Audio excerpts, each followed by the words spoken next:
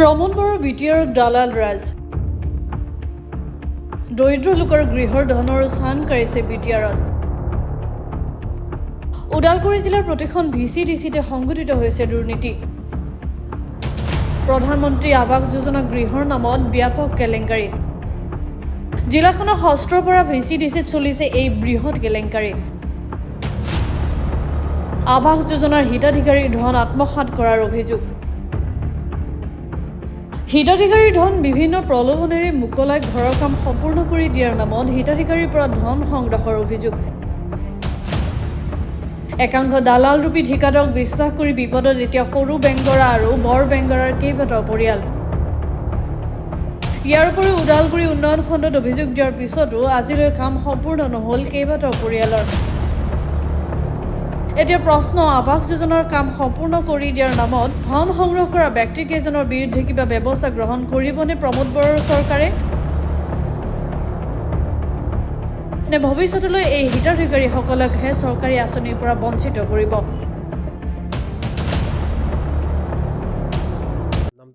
মোৰ নাম বৃন্দাবন চৌহান হয়। কি হৈছিলে ঘৰটো তেওঁ মানে ৰাজকুমাৰ চৌহান ভাইচ প্ৰেচিডেণ্ট হয়। তেওঁ কৈছিল মই ঘৰটো বনাম নিজে।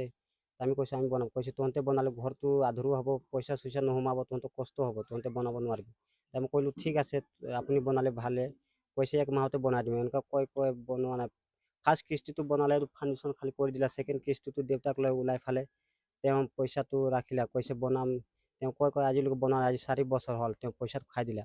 তেওঁ তাত আমি গ'লে তেওঁ কয় যে অবেদ দৈমাৰক পইচা দিছোঁ। তেওঁ আৰু চেয়াৰমেন আছে আৰু এজন, তেওঁ কয় যে তেওঁক পইচা দিছোঁ। তেওঁ এতিয়া তেওঁক ফোন কৰিলে ৰিচিভ নকৰে। তেওঁ কয় যে মই বনাম এনেকুৱা কয় নবনাই। আজিলৈকে 4 বছৰ হ'ল। তেওঁ ৰাজকুমাৰক কওঁ যে বনাই, এওঁ একো নকয়। এতিয়া আমি কেছ কৰিছিলোঁ ডিচি তাত যাই ফালে। নটিচ আহিছিল, নটিচ ভিডিঅ' ছাৰ ইঞ্জিনিয়াৰে আহি ফালে দিছিল আমাক নটিচ যে দিবৰ কাৰণে জনাবৰ কাৰণে। আমি জনাই দিছোঁ। আকৌ একো খবৰ নাই। তেওঁ জনাইছিলোঁ তেতিয়া আকৌ নটিচটো লৈ ভিডিঅ' তাত গ'লোঁ। তো ভিডিঅ' ছাৰে কৈছে কিবা কৰিম এনেকুৱা কৈ আজিলৈকে পৰি আছে। আকৌ কৈছে কিবা এনেকুৱা কৰিম বুলি কৈ একো নকয়। আজিলৈকে এনে পৰি আছে। কেইবছৰ ধৰি ঘৰটো? আজি 4 বছৰ হ'ল। 4 বছৰ। 4 বছৰ ধৰি এনে পৰি আছে ঘৰটো। এনে যোগাযোগ কৰিছিলা তোমালোকে? যোগাযোগ কৰিয়ে আছোঁ, একো নহয়। কেছ কৰিলোঁ, কেছ নটিচ দিলোঁ, একো খবৰ নাই। এতিয়া একো কথাই নামানে। চৰকাৰে এইটো কৈছোঁ যে আমাৰ ঘৰটো হ'ব লাগে। এতিয়া আমি এইটো আমাৰ জনালোঁ। ইমান দৌৰাদৌৰি কৰিলোঁ, একো নহ'ল। এতিয়া কিবা কৰি আমাৰ ঘৰটো হ'লে ভাল আছিল। নামটো? লক্ষণ চৌহান, গাঁও সৰু বেংৰা।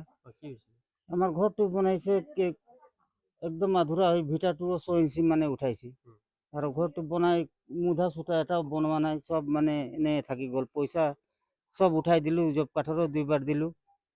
কাক দিলে পইচাখিনি? আমাৰ মেম্বাৰক মেম্বাৰ কোন? এনথেন দৈমাৰী।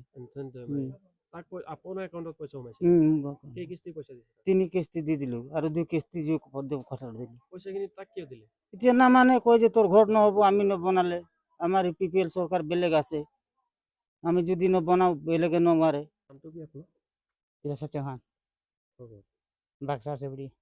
কি হৈছিলে ঘৰটো? ঘৰটো হৈছে মানে চেয়াৰমেনে পইচা লৈ ল'লা, পইচা মই বনাম, এতিয়ালৈকে বনোৱা নাই। কিমান পইচা? 2 কিস্তিমান ল'লা পইচাটো। আপোনাৰ একাউণ্টত সোমাইছিলে? আপুনি পইচাটো কেনেকৈ দিলে? মই কেনেকৈ দিলোঁ মানে এই সিহঁতে ফিংগাৰ মাৰি ল'লা আৰু এইখিনি সৰুকৈ আছে তাতে টিপ লগাই পাৰে ল'লা আৰু 1 কিস্তি তাতে বেংকত ল'লা। ঘৰটো কাৰ নামত আহিছিলে? আপোনাৰ ঘৈণীয়েক হয় ন? এতিয়া ঘৰটো কি হৈ আছে? কি হৈ আছে তাক চেয়াৰমেন তাত গেলে মানে ক'ব যে মই বনাই দিম। 3-4 বাৰ মান দাউৰিলোঁ, কয় বনাম। কেইবছৰ হ'ল ঘৰটো এনেকুৱা কৰি আছে? 4 বছৰ মান হ'লে নেকি। পইচাখিনি কোনে উঠাই দিছিলে? পইচা বেংকত সোমালে মানে সি দাউৰি আহে যে পইচা আনিবা। পইচাটো ওলাই দিলে সি লৈ যায় আৰু কি। লৈ যোৱাৰ পিছত আৰু ঘৰটো বনাই দিয়া নাই। গৈছিলে চেয়াৰমেনৰ ওচৰত? চেয়াৰমেনৰ ওচৰত 2-3 বাৰ মান গৈছিল। চেয়াৰমেনে কি কয়? বনাই দিম।